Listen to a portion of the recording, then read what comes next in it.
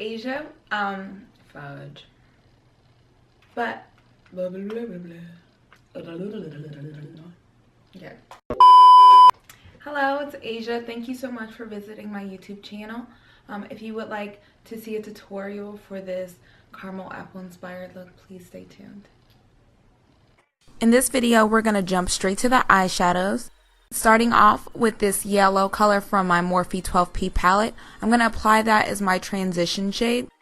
I started by putting the shadow under my brow bone and sweeping around to my outer V and under my eye, literally applying it everywhere. It works as a great base for the green. This is a trick that I use to highlight my brow bone without making it look too dramatic. Using a Sephora 73 blush brush, I'm going to dip that into my Gilded Honey by Laura Geller and just apply that on my brow bone. After I do that, I'm going to go back in with my yellow color from my Morphe palette and blend everything together. Using a new fluffy blending brush, I'm going to dip into this lime green color. To create a gradient in this eyeshadow, I kind of tilted my head backwards so I could smush the lime green color right under the yellow color. Staying within the boundary I created using my yellow shadows, I sweep this green color under my brow bone and under my eye, making sure to concentrate it on the outer V as well. Using this awesome dual brush by Anastasia Beverly Hills, I'm going to take the more dense side and dip it into this dark green color. This shadow was applied to the outer V of my eye. I kind of just drew a harsh line on there and I'm going to go in and blend it later. I also made sure to drag this color up through my crease as well, just so everything will blend very nicely.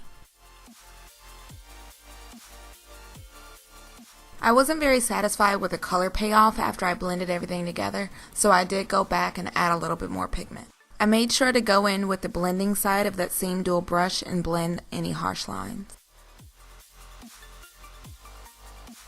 To ensure that the gradient that I worked so hard for earlier was still present, I grabbed the blending brush with a lime green shadow on it and I lightly brushed between the yellow and dark green shades. Using a flat shadow brush, I dipped into Sheeba from my Nubian 2 palette and I applied that all over my lid. Now taking this smudger brush by e.l.f., I'm going to deepen up that dark green eyeshadow by applying a black shadow from the same Morphe 12P palette. Using really light strokes, I'm just going to lightly add this black color. I don't want it to be too dark. Taking my dual brush from earlier, I'm going to blend my heart out as usual. And now we're going to move on to the face. So I'm taking my Too Faced Born This Way foundation in the color Caramel and I'm applying it all over my face using a foundation brush. I will note that this foundation does not 100% match my skin tone. It's like lacking the red tones that I really need, but it's okay. I really wanted to do a full coverage look for you guys today, so I'm going to edit that using contour and bronzing and all that fun stuff.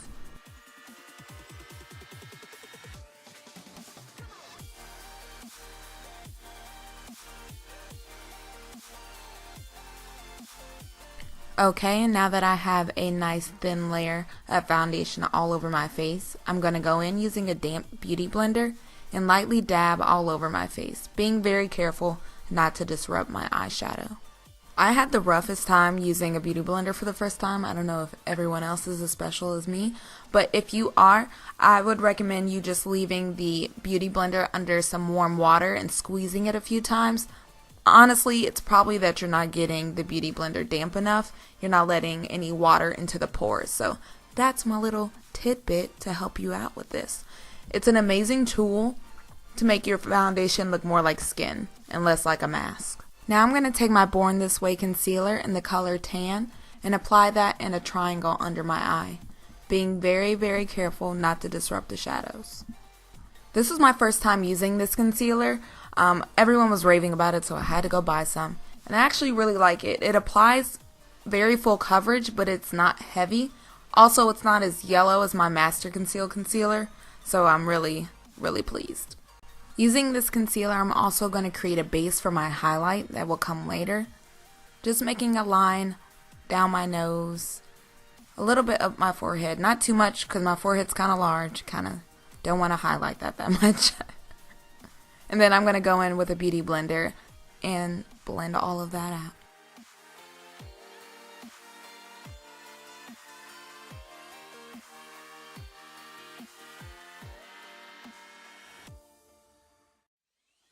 To set my concealer, I'm going to go in with my Ben Nye banana powder and lightly dab that under my eye using a damp beauty blender. I'm also going to go ahead and apply this banana powder along my nose and in the other area that I applied my concealer. And this is just me awkwardly playing with my brushes. Okay, and taking this flat shadow brush, I'm going to dip into the dark green color from earlier. We're just going to smudge this into the lower lash line to make it nice and smoky and to connect my lower lash line to my shadow. Using this slightly smaller and less fluffy shadow brush, I'm going to go into that lime green from earlier and kind of smudge out the dark green that I just applied to my lower lash line. This step is super important because it not only makes your dark green shadow less harsh, but it also connects the lower lash line to the outer V and thus the major portion of your eyeshadow. And because I'm super anal about my blending, I'm going to go ahead and blend my lower lash line with the rest of my eyeshadow.